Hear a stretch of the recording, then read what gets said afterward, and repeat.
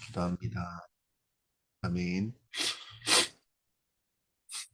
네, 말씀 보겠습니다. 마태복음 27장 45절에서 46절입니다. 마태복음 27장 45절에서 56절입니다. 제가 읽겠습니다. 제6시로부터 온 땅이 어둠에 임하여 제9시까지 계속되더니 제9시쯤에 예수께서 소리 질러 이르시되 엘리 엘리 라바 사박다니 하시니 이는 곧 나의 하나님 나의 하나님 어찌하여 나를 버리셨나이까 하는 뜻이라. 거기 섰던 자들 중에 어떤 이들이 듣고 이르되 이 사람이 엘리야를 부른다 하고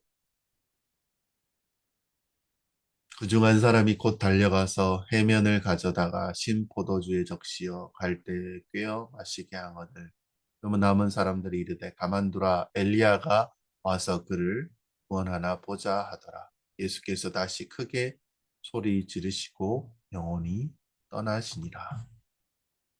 이에 성소 이장 위로부터 아래까지 찢어져 둘이 되고 땅이 진동하며 바위가 터지고 무덤이 열리며 자던 성도의 몸이 많이 일어나되 예수의 부활 후에 그들이 무덤에서 나와서 거룩한 성에 들어가 많은 사람에게 보이니라.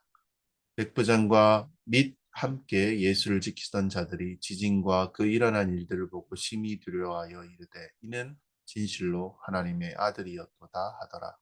예수를 섬기며 갈릴리에서부터 따라온 많은 여자가 거기 있어 멀리서 바라보고 있으니 그 중에 막달라 마리아와 또 야고보와 요셉의 어머니 마리아와 또 세베대의 아들들의 어머니도 있더라.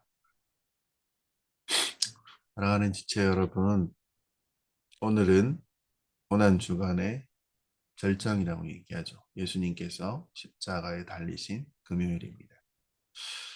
기독교 신앙의 중심에 서 있는 사건이라고 할 수 있습니다.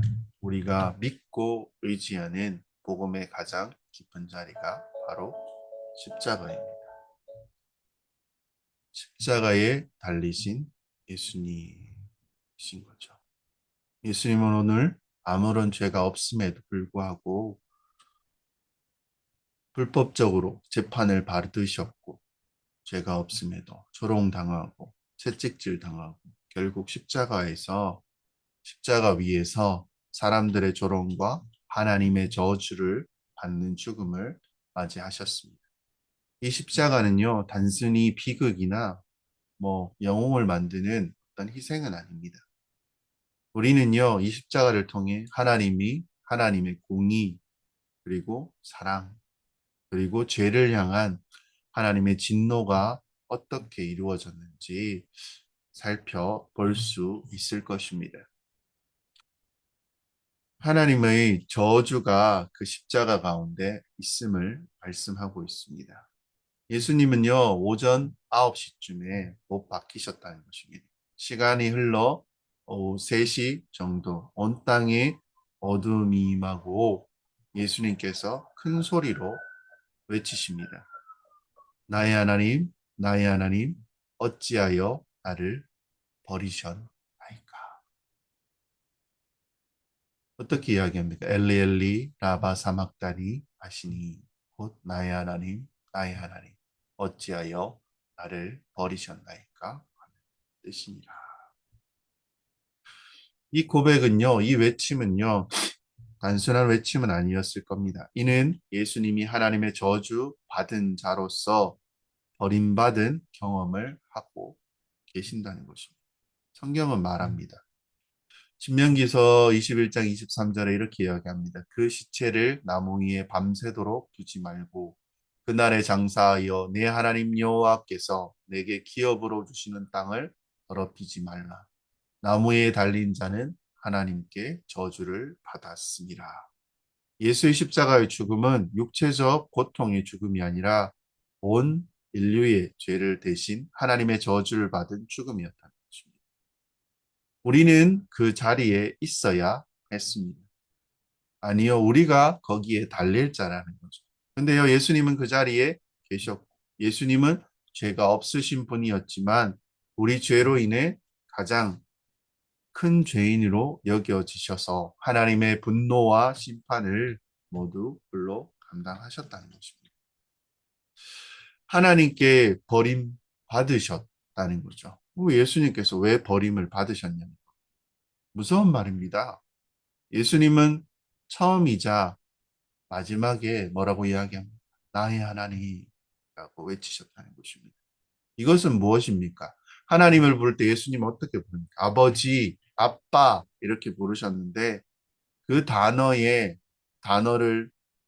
내려놓고 절규에 가까웠다는 것입니다. 신약에 이제 마지막 때를 가리켜서 구약에도 많이 나오는 말이 있습니다. 여호와의 날, 하나님의 심판이 임하는 날이라고 이야기합니다. 출애굽기에도요, 애굽 온 땅에 흑암이 3일간 임했었습니다. 예수님이 십자가 달리셨을 때도요, 정오부터 오후 3시까지 온 땅이 어둠에 임했습니다. 자연현상이 아니라는 것입니다. 죄에 대한 하나님의 심판이 임할 것을 보여주는 것입니다. 출애굽기의 마지막 재앙이 무엇입니까? 애굽의 흑암이 3일간 덮쳤고 마침내 그 땅에 있는 모든 장자가 죽임을 당했다는 것입니다. 그리고요, 예수님이 하나님의 어린 양으로서 그 흑암의 심판 아래 서 계십니다. 하나님은요, 거룩한 분이시기 때문에 죄를 그냥 넘어갈 수 없습니다. 죄는 반드시 심판받아야 한다는 것입니다. 그 대가로요, 누군가는 죽어야 했습니다. 예수님은 우리를 대신해 죄인이 되셨습니다. 온 인류의 죄를 그분에게 다 쏟으셨고, 죄인이 받아야 할 모든 정죄와 저주를 예수님께서 혼자 감당하신 것입니다. 예수님 이전, 그리고 예수님 이후에 모든 죄인들의 죄를 예수님이 다 쏟아 놓으신 것입니다. 그래서 사도 바울이 이렇게 이야기합니다. 고린도후서에서 하나님이 죄를 알지도 못하신 이를 우리를 대신하여 죄로 삼으신 것은 우리로 하여금 그 안에서 하나님의 의가 되게 하려 하심이라. 예수님은 버림받으셨습니다. 받으셔야 했습니다. 그래야 우리가 영원히 버림받지 않기 때문에. 그리고 그 어둠 속에서요, 예수님은 하나님의 버리심을 경험하였다는 것입니다.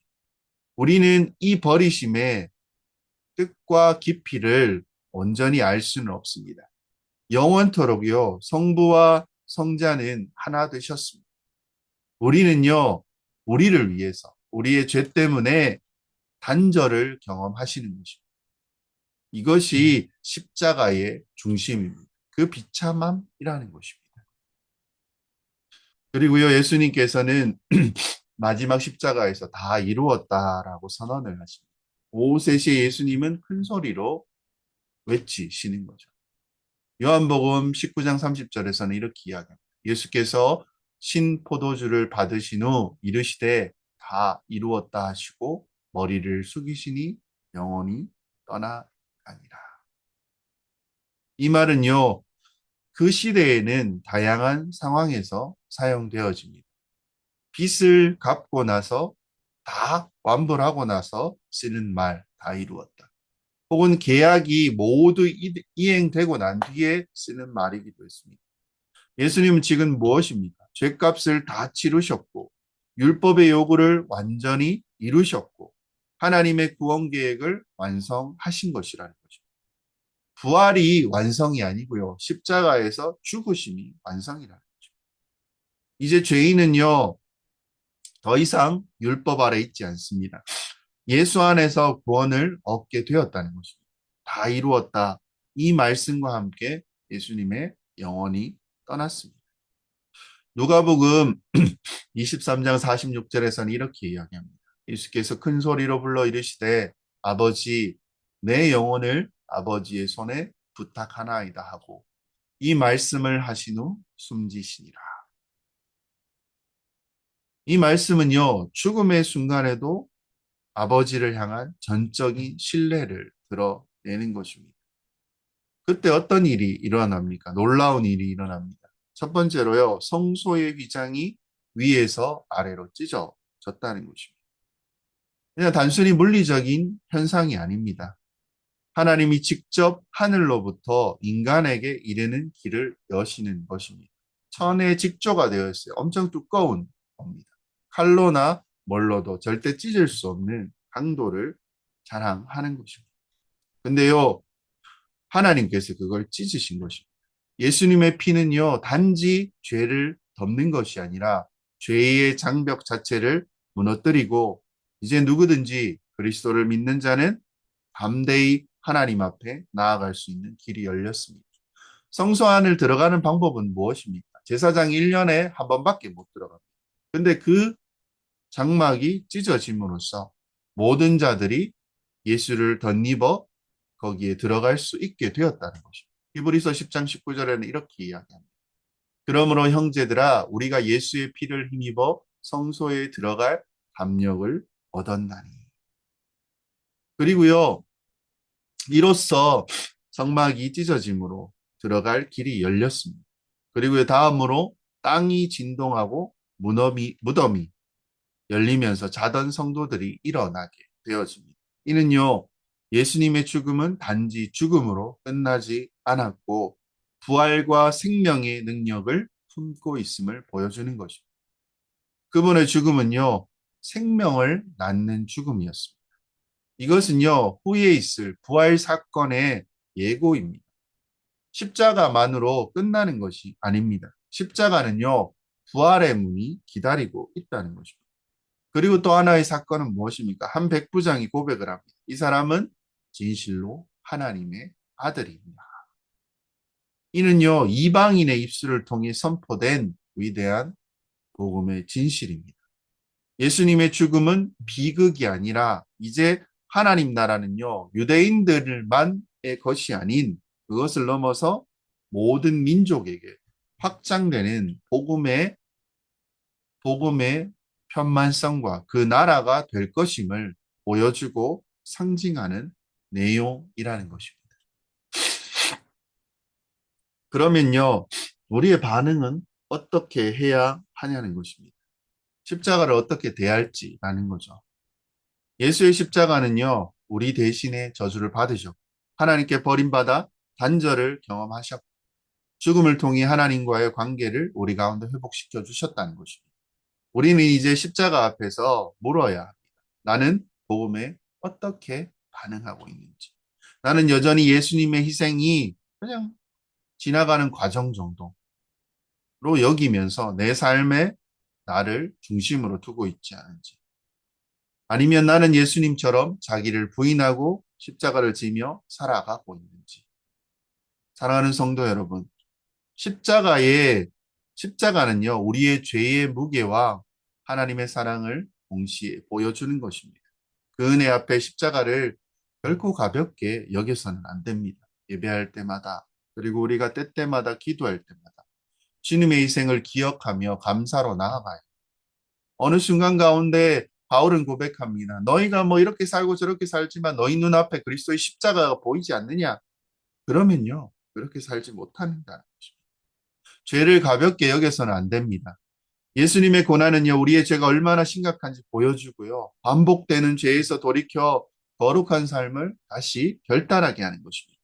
무엇보다도 하나님의 사랑 안에서 담대히 살아가라는 것입니다.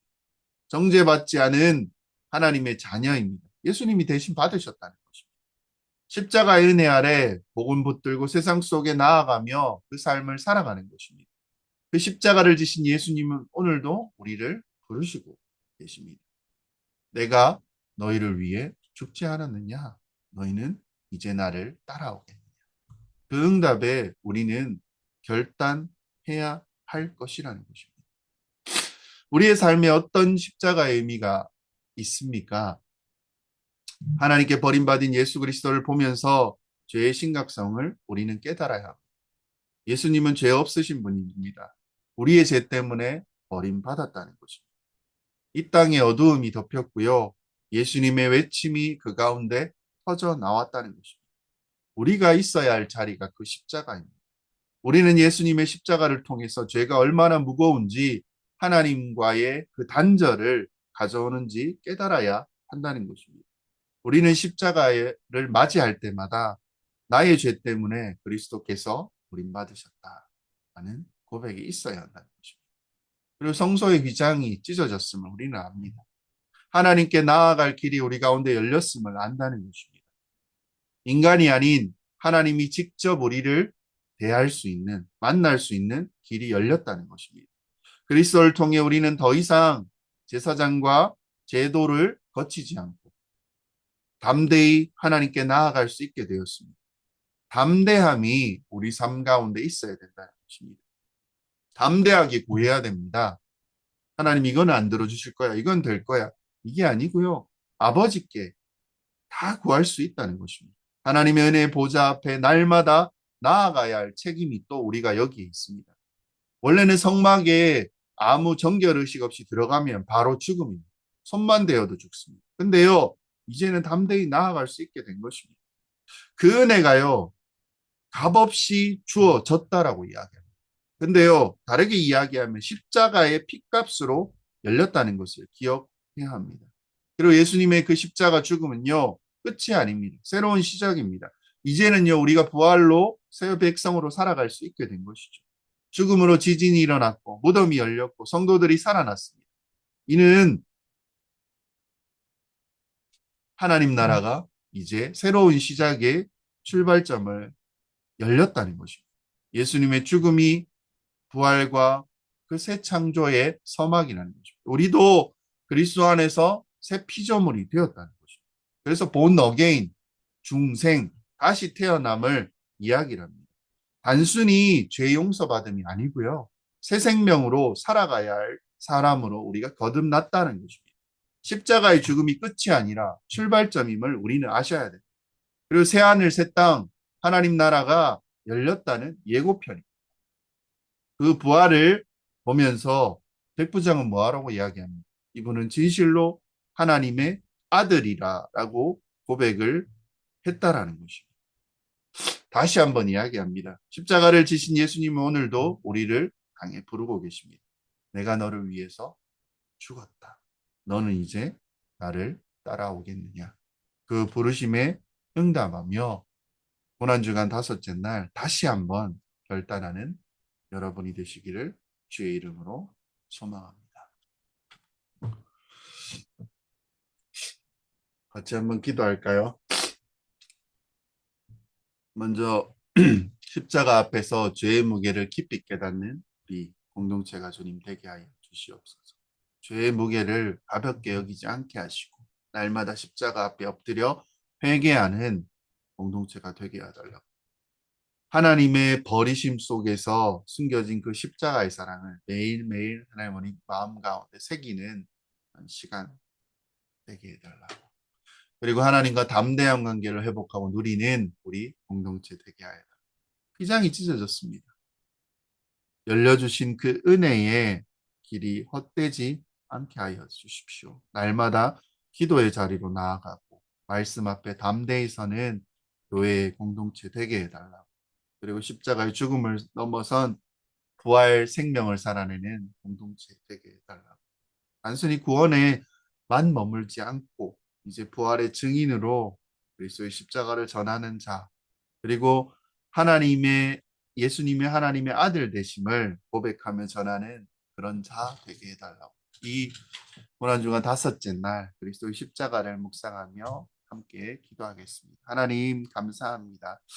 주님의 은혜로 또 오늘 하루를 보내며 또 십자가에 못 박히신 그 시간과 때를 기억하며 나아갑니다. 하나님의 은혜가 우리 가운데 얼마나 귀하고 예수 그리스도께서 하나님의 저주를 받으며 나의 하나님, 나의 하나님, 아들에서 떼어놓아지고 분리되어지고 하나님의 저주와 고통이 그 가운데 인류의 죄가 다 쏟아졌음을 하나님 우리가 기억하게 하여 주시옵소서.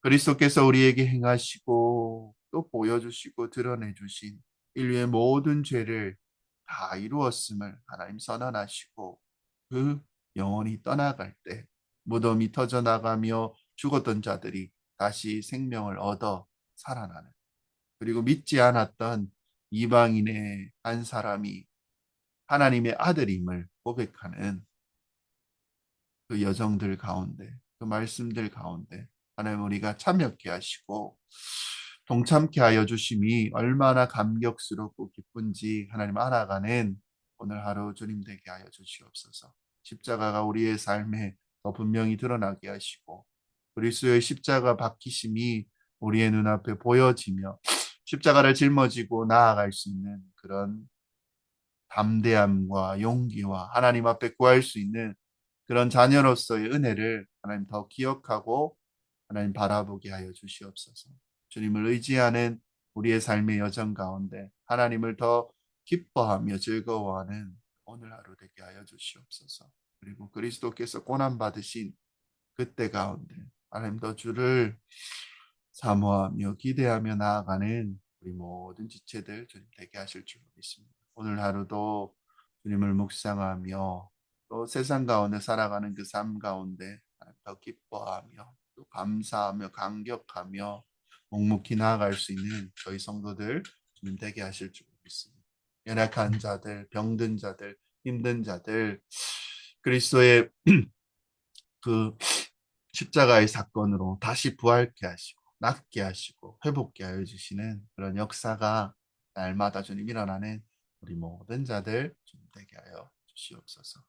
오늘도 주님을 의지하며 우리의 모든 것 되시고 우리의 모든 죄를 다 받으심으로 하나님의 저주까지 감당하신 우리 주 예수 그리스도의 이름으로 기도합니다. 축도드리겠습니다.